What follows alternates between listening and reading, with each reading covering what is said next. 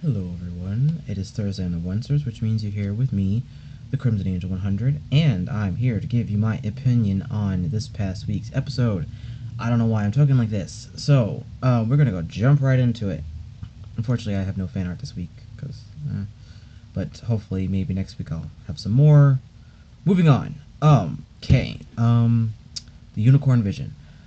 I think this really kind of was the beginning of showing the connection that David and Emma have, even before she was born.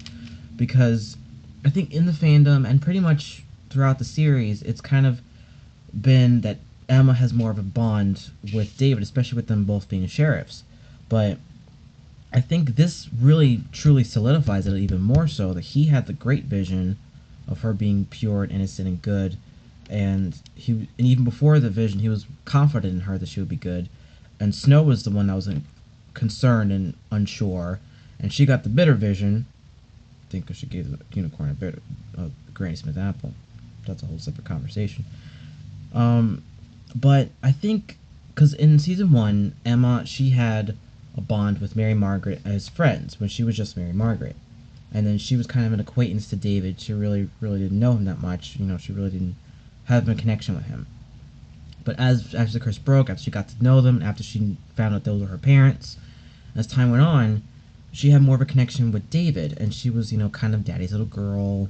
And with her and Snow, there was kind of this rift a little bit, and there really wasn't that connection that there is, you know, that there was before, which is kind of interesting because I think after she had Henry, not Henry, Neil. After she had Neil, Snow, she's like clutching on to him. She doesn't want to let him go for anything, and she I think Snow has a much stronger connection with Neil than she ever did with Emma. And a little tangent for a moment. Where was baby Neil in this episode? I mean, his parents were just running around all over the place. I mean, there wasn't even a line of dialogue saying, oh, I'll have so and so watch the baby. I mean, even the fact that even after when they could have had it where the sleeping curse hit and everyone, they could have even had it where at that moment Emma and Killian could have been watching the baby. They could have just had the crib in the background and everything, and like, oh, let me just watch my little brother and everything, and then the curse hit and it got them.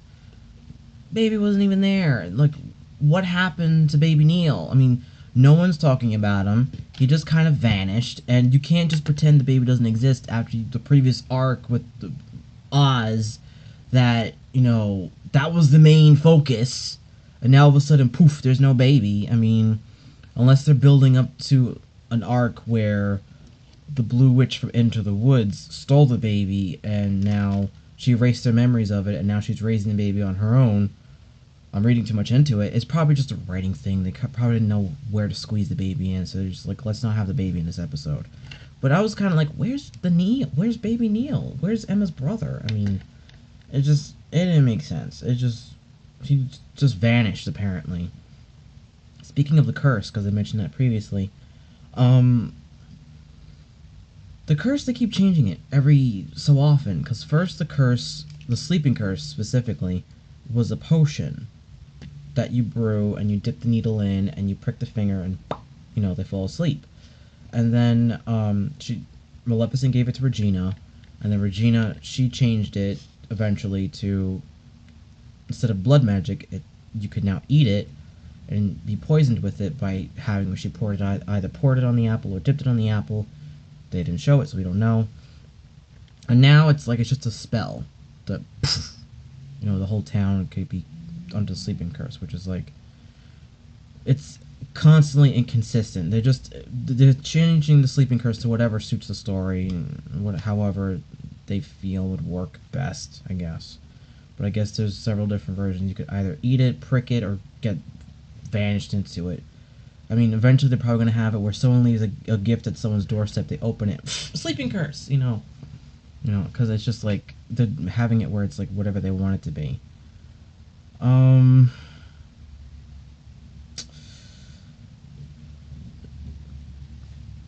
I'm kind of, I'm gonna.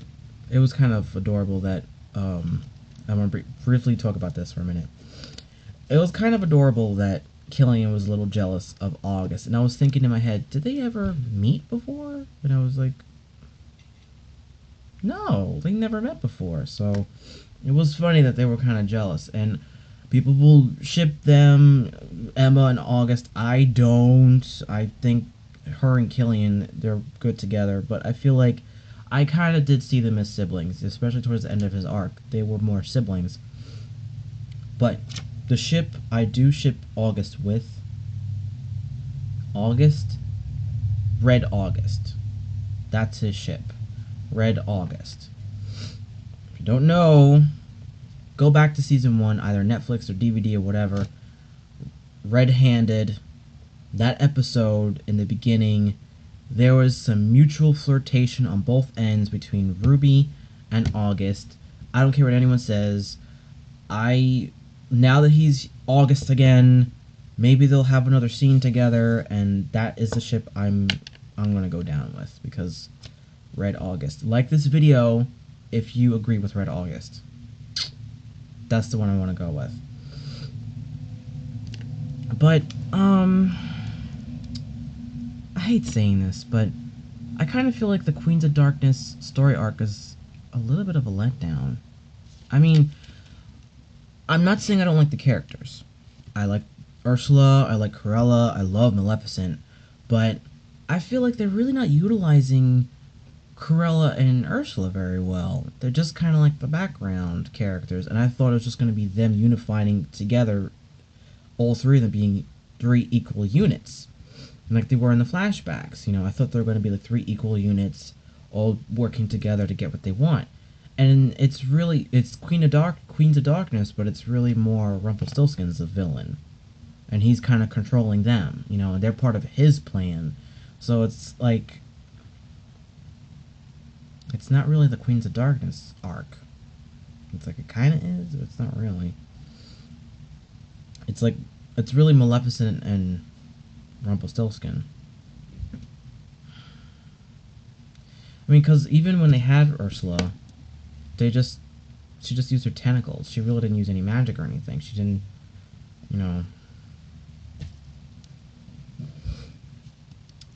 Now, speaking of Maleficent, I feel like they're turning her to be more dragon than fairy. Now, they've been very elusive with her backstory to this day. We don't know much about Maleficent. We only know that she has a past with Briar Rose, which is, Aurora's mom. That's about it. And we pretty much, everyone's fandom theories have been swirling around in our heads, trying to think of a connection, but of course they have not revealed anything yet.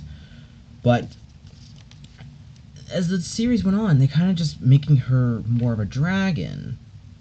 Especially with her giving birth in her dragon form and laying an egg, she's just more dragon. And in the animated movie, her dragon form was a last act of desperation. She heart and stole her magic, and this last bit of desperation. And once it's more of this shtick where she turns into a dragon whenever she wants.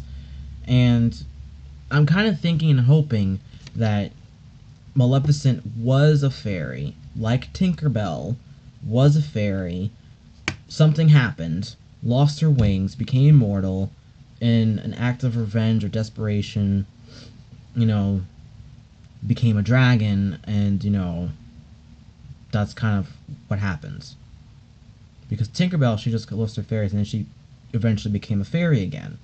So it's possible that Maleficent was still a fairy, but then, lost her wings and became a dragon.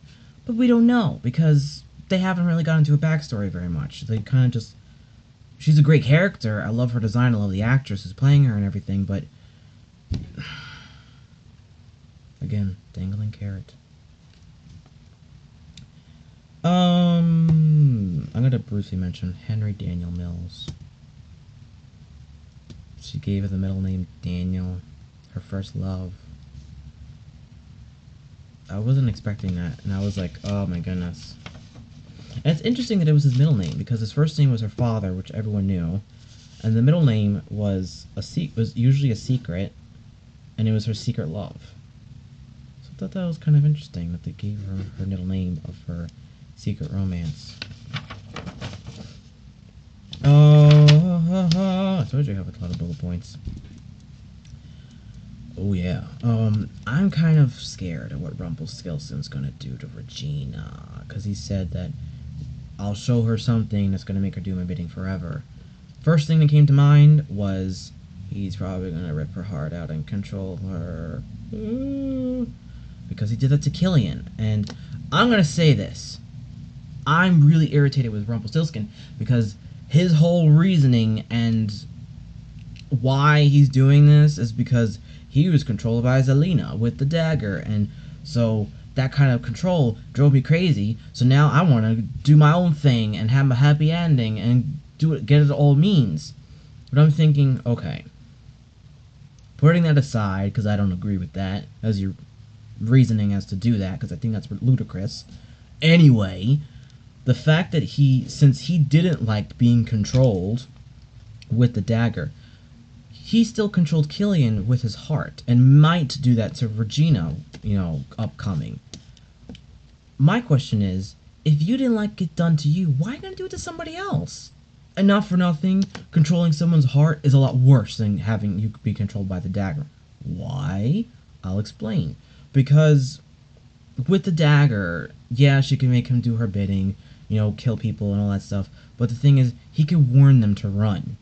He's like, I'm not being controlled. I can't control it. Run. This isn't me. She's controlling. It's like he can warn them audibly. But with the heart, with Killian, he could talk for him. He was able to talk for Killian. Underneath the surface, of course, he was trying to control him, but he really had very little fight. So in my opinion, controlling someone with their heart is a lot worse than being controlled by the dagger. So his whole excuse of wanting to be evil again is really weak in my opinion. So the fact that him wanting to do that to Killian and maybe even Regina is really irritating me, and he really needs to take his magic taken away from him.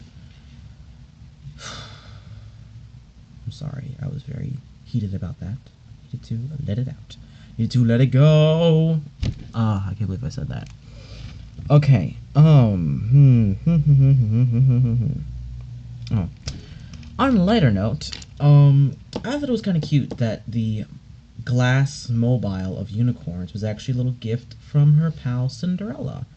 I thought that was cute. It was fun, and we really haven't gotten into the Snow White Cinderella friendship at all.